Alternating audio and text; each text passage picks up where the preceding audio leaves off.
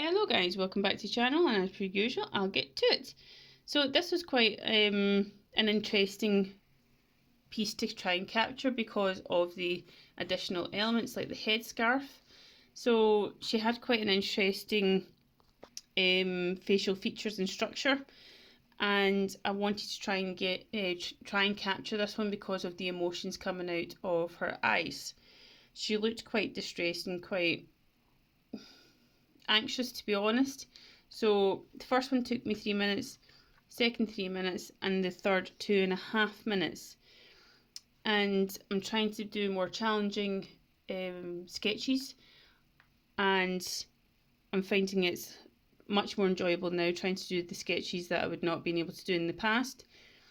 And I fully believe if you try these learning methods and try and attempt or approach different topics that you would never have done in the past, give it time, keep practicing, and you will eventually be able to try and at least try a little bit of it. I wouldn't have been able to do any of these 6 months ago.